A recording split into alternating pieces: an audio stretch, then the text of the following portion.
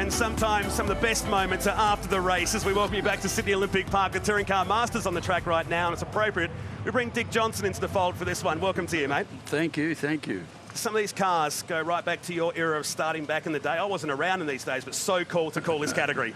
Well, Matt, they actually go back before me, I think, some of them. But, yeah, they're getting better and better. Gee, I wish I had cars like this when I was driving. Imagine, we'd love to see you in the category now. Oh, mate. No? I'm over getting hot and sweaty. There's a guy you know very, very well, John Bowe, who's searching. We've done the research on this. If he gets pole position today, it'll be his 100th career pole. Is that right? Across everything, yeah. So never been on pole position here. Is he trying to do it in that thing? You've got to be Hopefully kidding. not, yeah. But some iconic cars out here in a category that's really evolved. It's the third time the Touring Car Masters have been back to Sydney Olympic Park, at a championship that was supposed to finish at Sydney Motorsport Park earlier this year. But great to have them back on the street circuit, but you always cringe because these cars are so cool, but concrete walls, they're scary. Well, they are. Because they're basically, unlike a V8 supercar where they have you know, composite panels and things like this, these are all like virtually standard panels and things. So you hit the wall and they stay hit, I can tell you. You know about it, yeah. Now, your son Steve's out there down the bottom of the shot right now. You said we're going to talk a bit behind his back. I'll let you handle that part.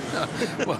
Well, actually, you know, he had a bit of an issue, obviously, at Queensland Raceway. He didn't run in Adelaide, at the Clipsal in Adelaide this year.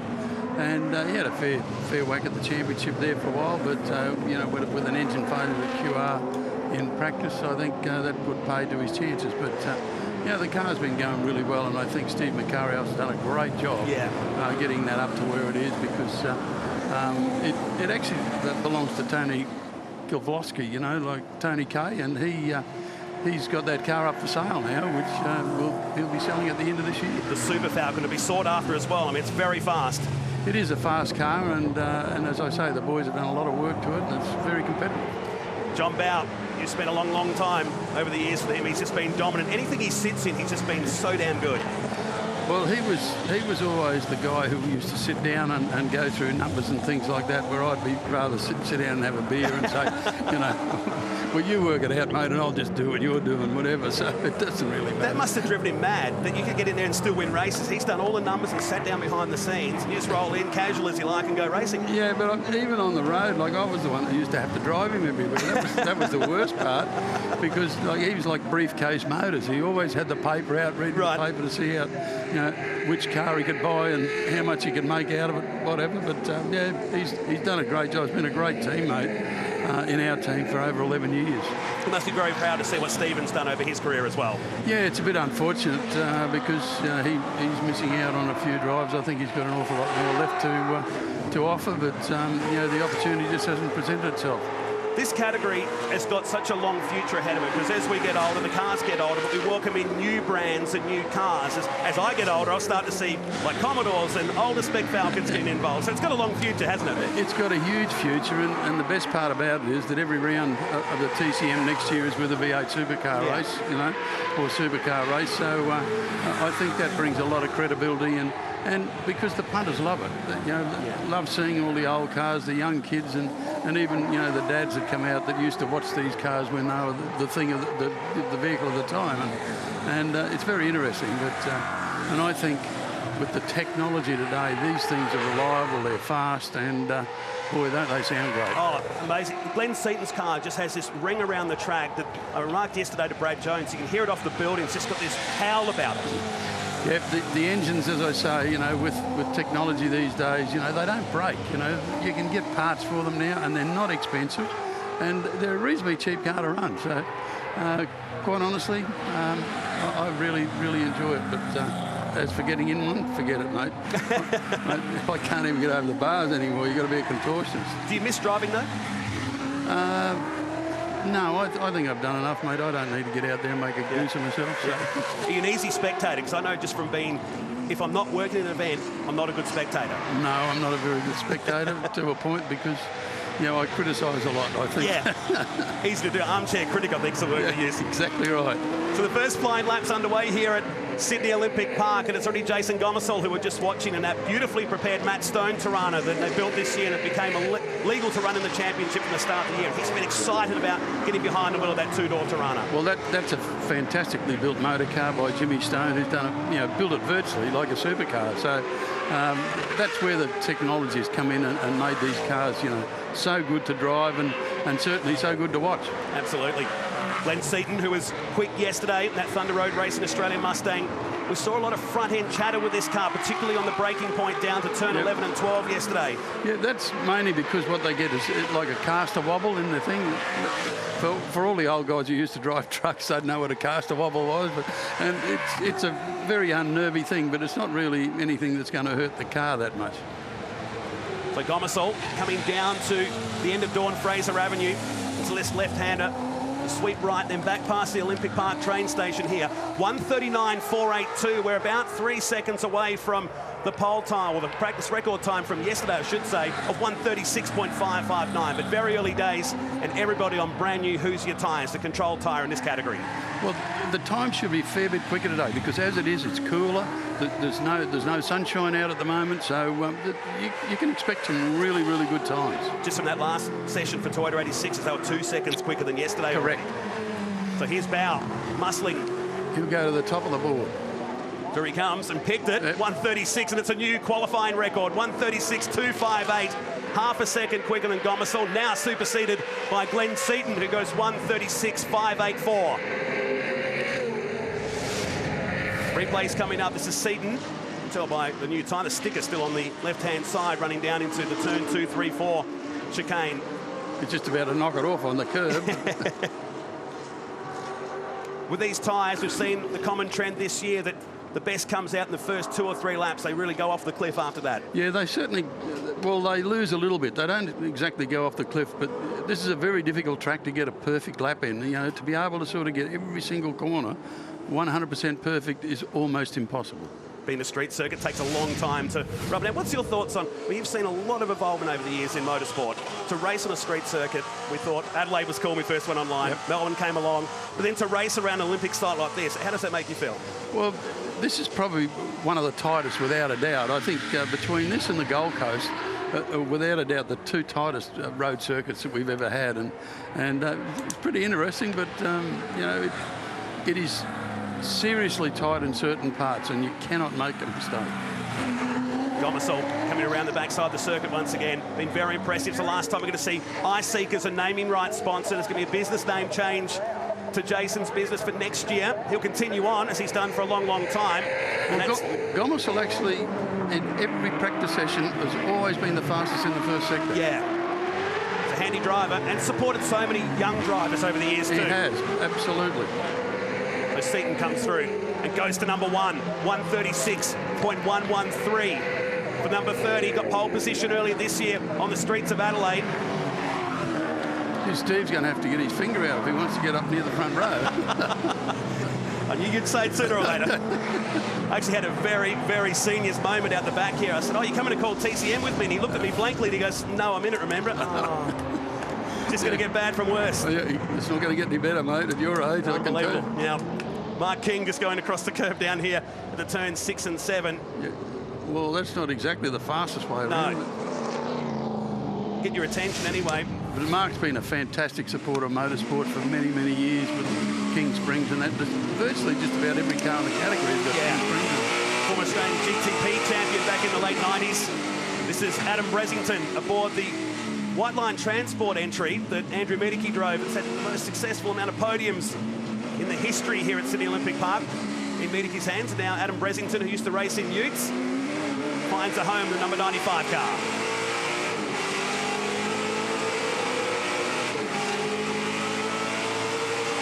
And the Mustang in front seems to be, whoops, we're going past him. Busy ahead, wasn't it? It's Darren Beale ahead. It was Rusty French who went down the inside. Rusty sort of just cruises under the radar a bit, doesn't he? All of a sudden he's there. And something that's a beautiful, beautiful car, and it's been very, very well built by PRA. And Rusty, he's been going for 100 years, mate.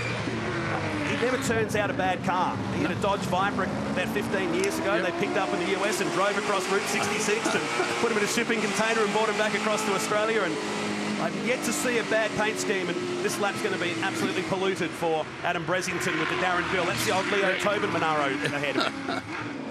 No, I think Rusty French, he even had a Pantera and all sorts of... Yeah, I think he's still got all his cars. Incredible. It's a great category for drivers now. Look, I grew up watching the likes of yourself, Glenn Seaton and John Bowe, and now they've got a great home in this category. And as time goes on, we'll see drivers from the Virgin Australia Series come into this. Well, you got that dead right. I think this will be probably the next step down for all the V8 supercar drivers when they decide to think that they can still go very fast, but the younger generation is starting to do things that they wouldn't even dream of. It's incredible how it's changed over the years. When Craig Lowndes got in there, for example, we all thought he was too young. Yeah, exactly. And now they're 15, 16, 17. If you're 20, you're considered too old. Well, you know, and Craig's sort of one of these guys who's probably got a longer career than most. Yeah. So Bressington comes through now, a burst of sunshine, which you touched on earlier in the session, will play havoc now because that'll make the track conditions hotter, which will make the lap time slower. Well, it'll probably make them a little bit slower, but from what I'm seeing outside the window, it's not a great deal of sun at this point, but it takes a while for the track to absorb the heat. I'm useless at predicting weather. Every time I say it's not going to rain, it buckets down, so I stay right out of that one now. So Seaton continuing on here. He's done 4 laps in this session. It's 136.113. Searching for another pole position here. That's Wayne Mercer ahead, the Victorian, aboard the big XY GTHO. It's a tricky corner, that one, onto Dawn Fraser Avenue. It's more of a two-prong attack, isn't it? Yeah, and it's caught a few people out this weekend too. But I think you'll find there's a few guys in the pits at the moment. They have been in the pits, and what they're doing is Glenn sort of outbraked himself down into that particular part of the circuit, but a lot of them come into the pits and then they'll repressure the tyres because they get to an optimum sort of pressure, and then after that they start to go off a little bit, so they'll just let the pressure out a little bit and away they go. So it was a wild moment. Luckily there's plenty of runoff there for Glenn Seaton at the end of Dawn Fraser Avenue. Did that yesterday. Now this is a replay down here of Mark King.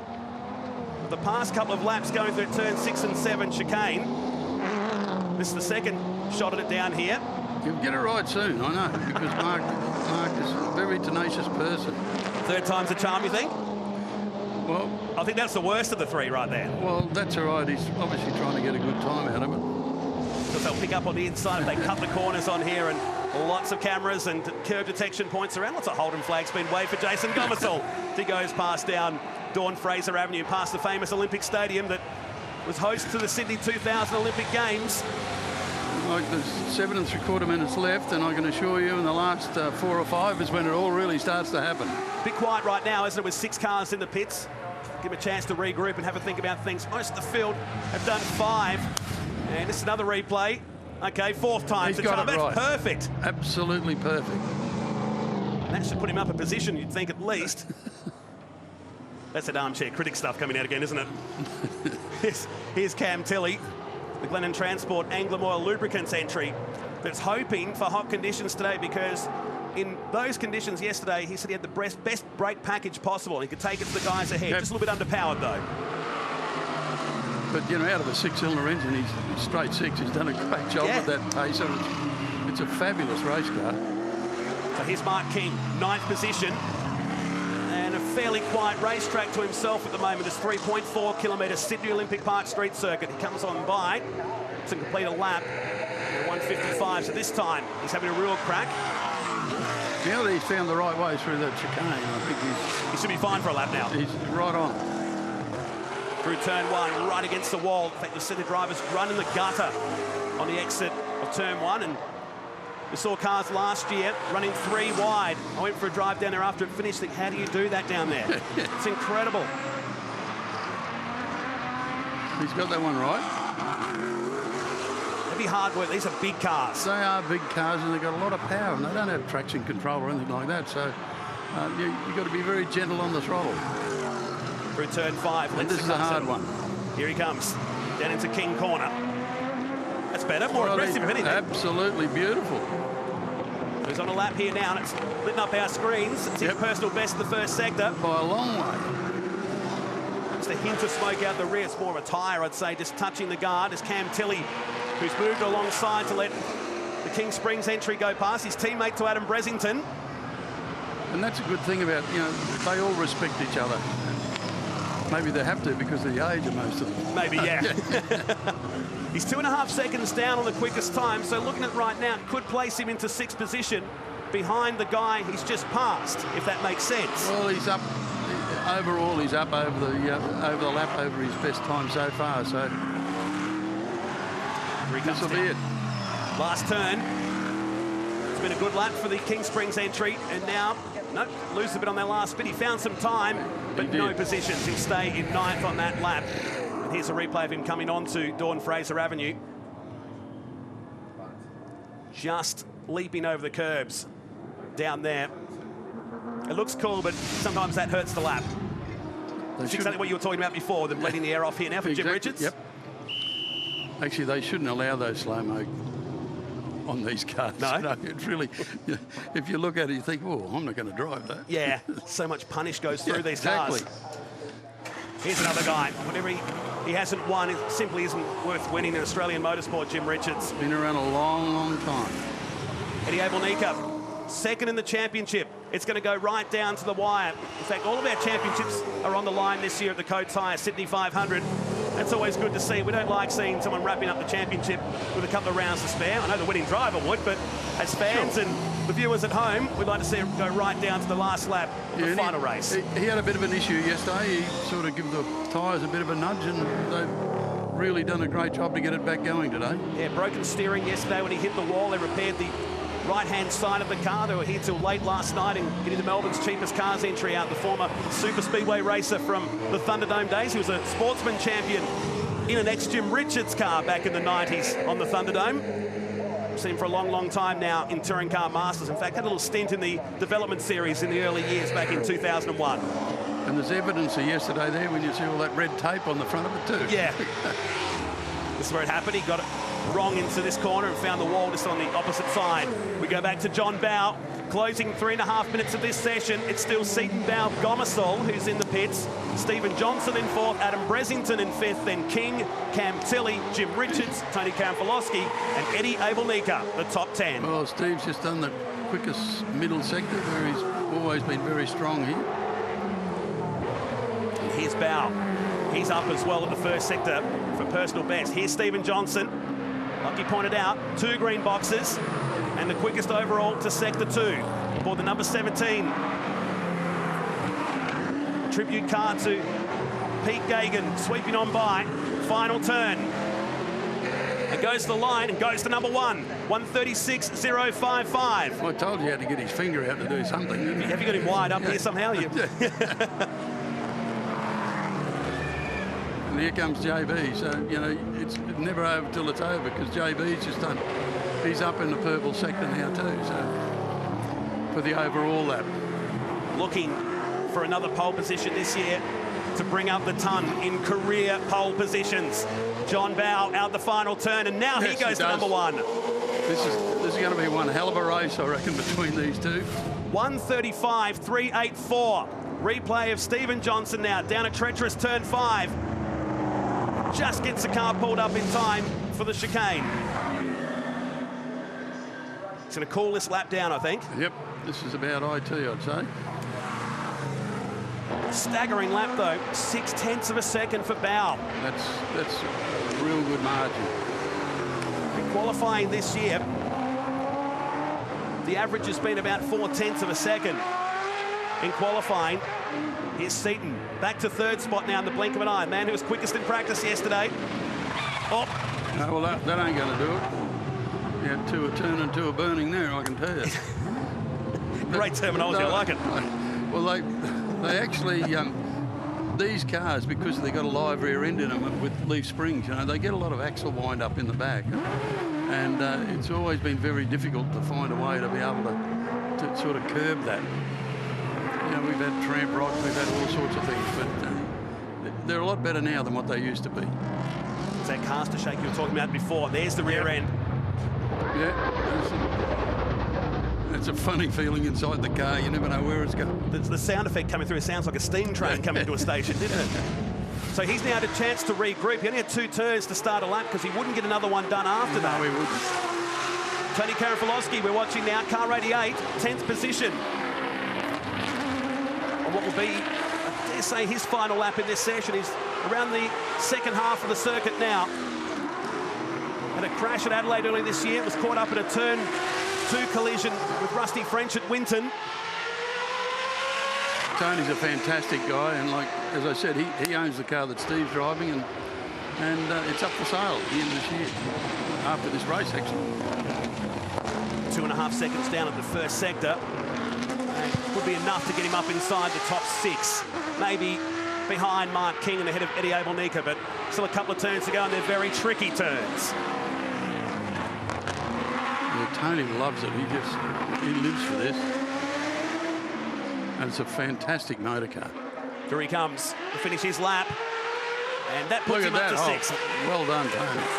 So that's a nice effort for the number 88 car, 138.81. But how about this guy? 100 career pole positions for John Bowe. What an achievement. Not bad for an old bloke, is it? Yeah, and still plenty more to come.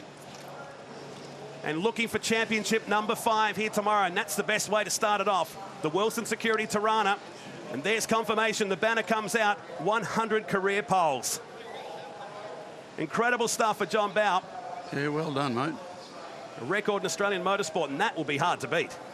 It certainly is. You know, the number of different categories of motorsport that he has been in is, I don't think anyone else in the country has been anywhere near it, to be quite honest. He'll step out the car and be pretty cool about things, won't he? There'll be a smile, a bit of relief. And the fans appreciate it here at Sydney Olympic Park as he grabs 100 career poles. And there's Stephen Johnson coming in to say well done. Of course, John's been a very influential person on his career, hasn't he? Yeah, he's really been a great mentor for Stephen, you know, because you'd never listen to me, of course. So.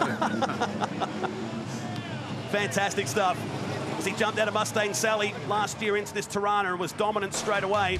And there it is, pole position for the final round and his 100th of his career in motorsport. John Bowe, 0.6 of a second clear of Stephen Johnson, Glenn Seaton in 3rd. Then we go back to Jason Gomersall. Adam Bressington was 5th ahead of Karafalowski.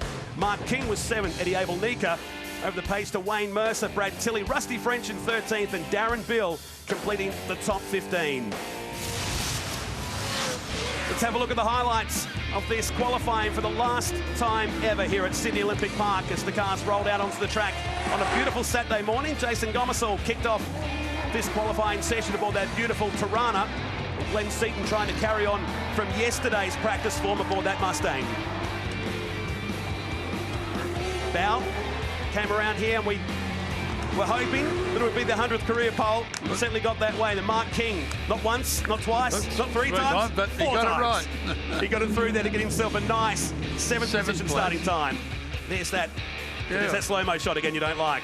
Well, you know, which way do I want to go? Left, right, left, you know.